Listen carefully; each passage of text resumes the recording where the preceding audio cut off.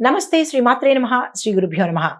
August 18, 2025 నాటి మేషాది ద్వాదశ రాశుల వారికి చెప్పదగిన గోచారరీత్యా ఫలితాలు, పరిహారాలు, సూచనలతో పాటు ఈరోజు గ్రహస్థితులు ఎలా ఉన్నాయి, ఆ గ్రహాల యొక్క ప్రభావము ఈ ద్వాదశ రాశుల వారి మీద ఎలా ఉండబోతోందనే అంశంలో ముందుగా గ్రహస్థితులు చూసుకున్నట్టయితే కనుక సూర్యుడు కర్కాటక రాశిలోను, చంద్రుడు మిథునంలోను, కుజుడు మేషంలోను, బుధుడు వక్రీగతిలో కర్కాటకంలో సంచారం చేస్తున్నాడు. గురుడు వృషభంలోను, శని భగవానుడు కుంభరాశిలో వక్రగతిలోను, రాహు మీనంలోను, కేతు కన్యాలోను, శుక్రుడు సింహరాశిలోను సంచారం చేస్తున్నారు.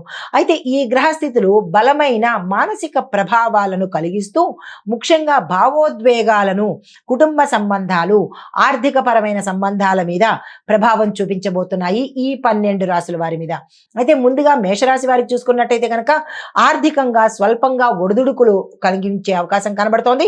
దీంతో పాటు కుటుంబంలో మాటల తేడాలు, కార్యాలయాలలో జాప్యం కలగడము, మీరు అనుకున్న పని వెనక్కి వెళ్ళడము, కొంత నష్టం జరిగే అవకాశాలు చాలా ఎక్కువగా కనబడుతున్నాయి. అయితే పరిహారంగా మీరు హనుమాన్ చాలీసా చదవడంతో పాటు హనుమంతుడి ఆలయ దర్శనం కనుక చేసుకున్నట్టయితే కొంత మంచి ఫలితాలు పొందే అవకాశం కనబడుతోంది. తదుపరి రాశి వృషభ రాశి. ఈ రాశి వారికి ఇంటి నిర్మాణ పనులు కానీ, ఏదైనా సంస్థ నిర్మాణ పనులు కానీ, ఏదైనా నిర్మాణ పనులు ఈ రోజు కలిసి వచ్చేటట్టుగా కనిపిస్తోంది. దానికి సంబంధించిన పనులను ముందుకు తీసుకెళ్లే ప్రయత్నం చేసుకోండి. వాహన యోగం కనబడుతోంది. కొంత ఆందోళన కూడా కలగవచ్చు. ఈ విషయంలో జాగ్రత్తలు తీసుకోండి. మీకు చెప్పదగిన పరిహారము నిమ్మకాయలు లేదా పసుపును దానంగా ఇచ్చుకున్నట్టయితే మంచి ఫలితాలు పొందే అవకాశం ఉంది. తదుపరి రాశి మిథున రాశి. ఈ రాశి వారికి చిరాకు, మానసిక అసంతృప్తి, దీంతో పాటు భవిష్యత్తు మీద మీకు చాలా సందేహాలు, భయభ్రాంతులకు గురవ్వడము, ఏదో ఒక ఆందోళన కలగడము, ఇలాంటివి జరిగే అవకాశం కనబడుతోంది.